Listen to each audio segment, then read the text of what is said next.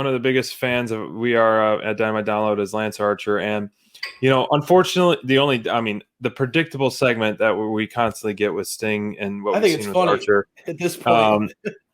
Well, Jake the Snake is starting to become an MVP of these segments, man. The stuff that he says, and Archer put an awesome dominant performance on Elevation, followed by an absolute fire and brimstone promo afterwards. This stuff, and it's interesting. Finally, hopefully we'll see this go head to head, and it's just he's in his way. Lance is on a mission, a murder hawk, and he's on a warpath, which is nothing new, and he seems very focused. And it's just Sting is just another going to be another victim in his path. And so you think? I don't know, man. I hope so. Well, I hope Sting puts him over. I question, this was the first time, because I was with you. I felt like this was setting up a Lance Archer versus Sting feud, and like a potential match, and maybe that's what's going to happen. But there were moments in this where I felt like Sting was planting seeds of where, Jake's, he was basically I agree with you, Lance. I understand why you're frustrated. You are a main event guy. You are a top talent. And why do you continue to why does it continue to be this roller coaster for your career where you're at the top and then you disappear?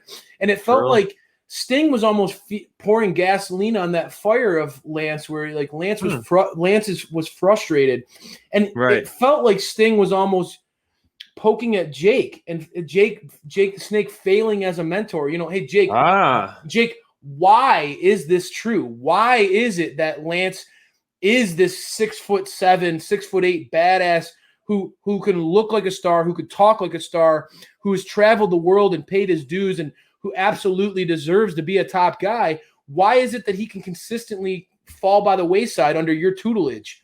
Where, how are you allowing that to happen? I got a lot of that out of that, and Sting was definitely coming at Jake tonight, and not pulling punches, basically going right after Lance's mentor. And we've talked about it. Does Lance need Jake at this point? Potentially, this could lead to a fracture in that relationship. Sting planting those seeds of, maybe Lance is better off without someone over his shoulder. Maybe Lance is better off on his own, or potentially he could learn something from the Stinger, right? Sting has been a main eventer his entire career. He was in the Main Event Mafia after all. And so it's maybe there's something there. I don't know. I certainly think that maybe my pontificating aside, I think that, these things are actually it's kind of funny to hear these week after week. We're going to hear from Sting. I think that's becoming a troll job. It's funny to hear, to see AEW kind of troll us and kind of goad us that Sting's going to cut a promo. Lance is definitely understandably frustrated with where he's at. We've talked about that at length here at Dynamite Download. We are huge fans of the Murder Hawk. We have been from day one. We've been huge advocates of his star power. We believe that guy deserves to have a title run in this current iteration of his career. And so he was echoing a lot of our frustrations. I think that it was good to hear Lance come out strong and say, enough's enough. So a lot of seeds that were planted in that one. One of the things that was funny, I felt like Jake called Darby last week. He called Darby a weenie, told him to go put his hot dog bun on. and then this week he called Darby a weasel? He called him a weasel. What, right? Darby. He called Darby a weenie and a weasel, or something along those lines. So Jake's really coming hard with these old man jokes and these